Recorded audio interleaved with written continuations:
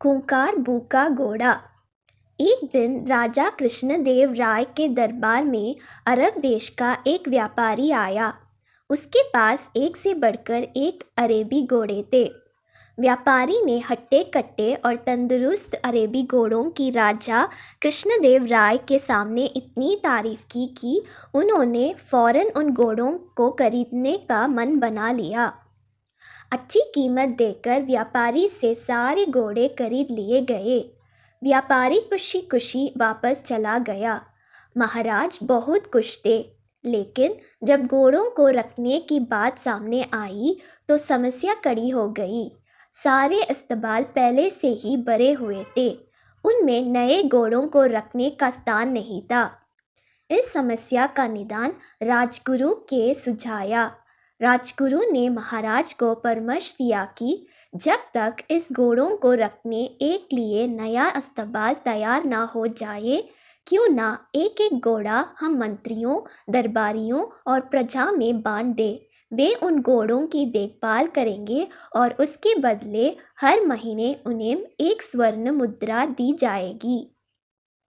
महाराज को राजगुरु की ये सलाह जांच गई और उन्होंने वे घोड़े अपने मंत्रियों और दरबारियों में बंटवा दिए। जो घोड़े बचे वे प्रजा में बांध दिए गए। महाराज का आदेश था, इसलिए सब लोग चुपचाप घोड़े लेकर अपने अपने घर चले गए।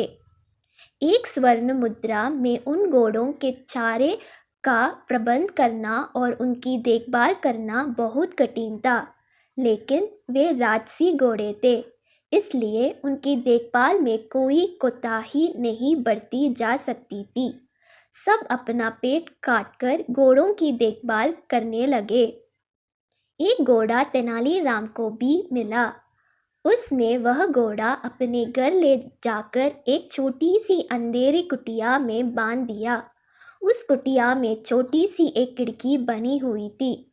उस खिड़की से तेनालीराम रोज शाम थोड़ी सी सूखी घास घोड़े को खिलाया करता था। घोड़ा दिन भर भूखा रहता था, इसलिए जैसे ही शाम को खिड़की से सूखी घास देखता, लपकाकर उसे खा जाता। दिन बीतते गए और वह दिन भी आया जब अरेबी घोड़ों का अस्तबल बनकर तैयार हो गया। जिन मंत्रियों, दरबारियों और प्रजा के पास अरेबी घोड़े थे, उन्होंने चैन की सांस ली। इतने दिनों में घोड़ों की देखभाल के कारण सबके घर का बजट बिगड़ गया था। कईयों पर कर्ज चढ़ गया था। खैर, वे घोड़े लेकर राजमहल पहुंचे। इधर तेनालीराम जब राजमहल पहुंचा तो उसका घोड़ा नाधारत था। महाराज के पूछने पर वह बोला, महाराज क्या बताऊं, वह घोड़ा बहुत ही ज्यादा खूंखार हो गया है। किसी पर भी हमला कर देता है।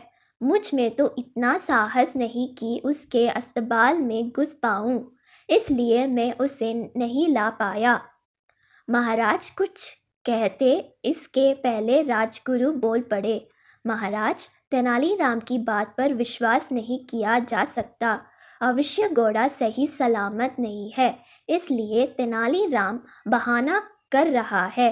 हमें वहां जाकर वास्तविकता का पता लगाना चाहिए। महाराज ने राजगुरु का कुछ सैनिकों के साथ तेनालीराम के घर जाकर घोड़ों को लाने का आदेश दे दिया।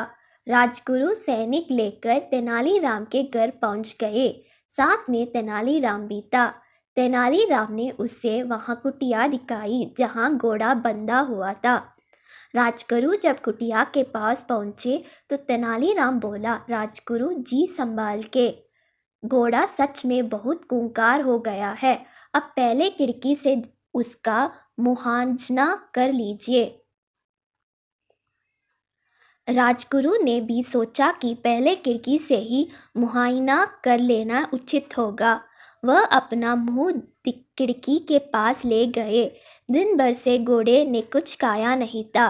तेनालीराम शाम के समय ही उसे सूखी घास दिया करता था, इसलिए जैसे ही राजगुरु खिड़की के पास अपना मुंह लेकर गए, उनकी दाढ़ी को सूखी घास समझकर घोड़े ने मुंह में दबा लिया और खींचने लगा। राजगुरु दर्द से छींक पड़े। यह देख तेनालीराम बोला, मैंने कहा था ना राजगुरु जी कि घोड़ा बड़ा खूंखार हो गया है। राजगुरु क्या कहते, बस दर्द से चीखते रहे और अपनी दाढ़ी छुड़ाने का प्रयास करते रहे, किंतु भूखा घोड़ा भी दाढ़ी छोड़ने तैयार नहीं था। आखिरकार सैनिकों द्वारा तलवार से दाढ़ी काटकर अलग कर दी गई। तब राजगुरु जी जान छूटी। उसके बाद राजगुरु ने सैनिकों को आदेश दिया कि वे घोड़े को पकड़कर राजमहल ले चले। घोड़े को राजमहल में महाराज के सामने ले जाया गया। राजा ने जब घोड़े को देखा तो आश्चर्यचकित रह गए।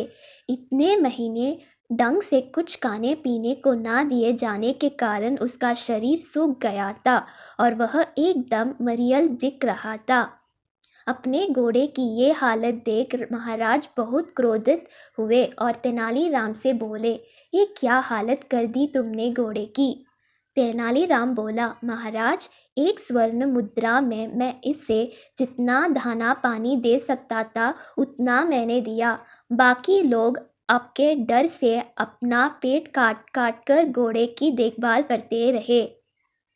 वह आगे कहता गया, महाराज, राज्य के राजा का धर्म प्रजा की देखभाल करना है, ना कि उन पर अतिरिक्त बोझ डालना। इन घोड़ों की देखभाल करते करते और उन्हें बलवान व तंदुरुस्त बनाए रखने में आपकी प्रजा दुर्बल हो गई है। आप ही बताइए महाराज, क्या ये उचित है। महाराज को तेनालीराम की बात समझ में आ गई और उन्हें अपनी भूल का एहसास हो गया। अपनी इस भूल के लिए उन्होंने सबसे क्षमा मांगी और उन्हें इन महीनों में हुई खर्चों की भरपाई भी दी। सीख, अच्छी तरह सोच विचार कर ही किसी निर्णय पर पहुंचना चाहिए।